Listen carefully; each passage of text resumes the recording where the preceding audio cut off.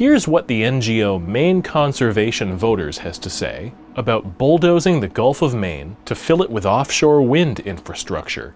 The environment in Maine is worth protecting. Maine has an exciting opportunity to harness wind energy to address the climate crisis and protect the web of life that sustains us.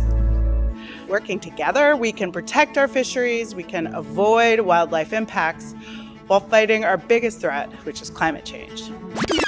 They may have neglected to read what the federal agency overseeing offshore wind development says about the process in their own documents. Quote, "It is anticipated that there would be no collective impact on global warming as a result of offshore wind projects." How does that square with statements like this? We know that offshore wind is the single biggest lever we can pull to address the climate crisis, meet our energy needs, and grow the economy at the same time.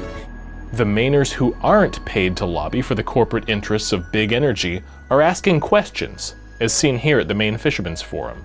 I think one of the major concerns that we have as fishermen is what is the impact of offshore wind on an already warming body of water when we add in cooling stations that could dump millions of gallons of warm water back into the Gulf of Maine daily. What is very worrisome for fishermen is that we already have this body of water that's warming, and we bring offshore wind in that has so many impacts on so many levels. The impact that EMF will have on different marine species. I've seen firsthand what a lobster uses for shelter and considers its home. Lobsters love to burrow underneath rock and cobblestone, often digging sand out from underneath a rock to slide under for shelter. And with that said, there will be miles and miles of cabling that cannot be buried. My fear is that lobsters will use the mats laid over the cables in places that it can't be buried as shelter. Has there been any work to ensure the cable is well insulated in those places to minimize exposure to EMF? We desperately need to know if transit between turbines will be allowed and if our vessels' insurance companies will even allow us around the structures, given the safety risk. That's a question that we've kind of been asking for quite a long time. Never really gets answered, but before we move on with a lot of this stuff, we need answers like this. It's extremely important to know, if we're even going to be allowed around them.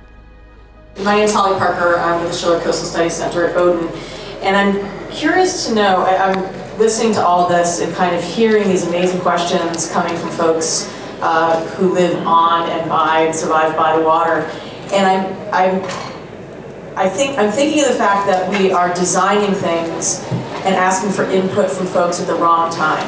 That input should be asked much earlier, much often, so they're part of the design process. We're not reviewing a design and then seeing how we make it work for fishermen, for animal behavior. I'm wondering if any of you guys know of projects around issues of renewable energy, sustainable development, that are actually redesigning how we develop these solutions in a way that is more inclusive from the start, so that we have less conflict and more problem solving. That's the work we all have here, is how do we work together to do this? What is the right time and way to find solutions and not just shut it down? There's lots of people who just want to shut it down. I get that, but I think it's a good thing for us to think on and continue to talk about how to actually get to some answers that really reflect local priorities and needs. Many people in the fishing industry, including myself, feel as if this is a tidal wave that's just coming, and it's coming at us no matter what we say. And what I hear today is that because the technology is still not all developed and the cost profiles aren't understood yet, after a release, somebody's going to then be having to work with the fishing industry to figure out how to mitigate whatever they're planning to do. That seems, as the woman from Bowdoin said to me, backwards. I'm probably whistling in the wind, but if BOEM could look at it this way and realize that collaboration at this early stage could make a win-win, not just in allowing fishermen to have their way, but in actually figuring out how to do this technology so that we don't hurt the Gulf of Maine and hurt the commercial fishing industry, we'd be way further ahead. I'm probably Pollyanna here, but it seems like it's worth suggesting this approach, and it's a substantively different approach than what's going on right now.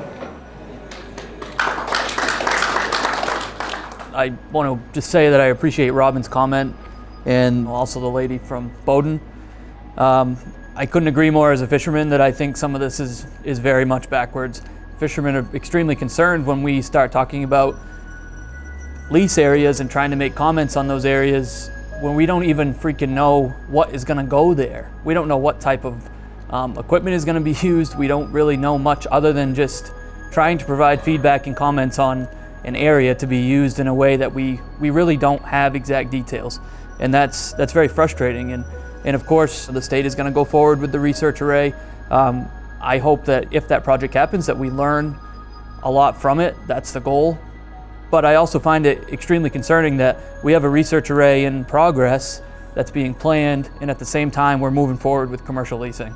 The timeline is ridiculous. I mean, we need to spend the necessary time on research. We need to get this right. There's only one Gulf of Maine, and if we mess it up, it's done.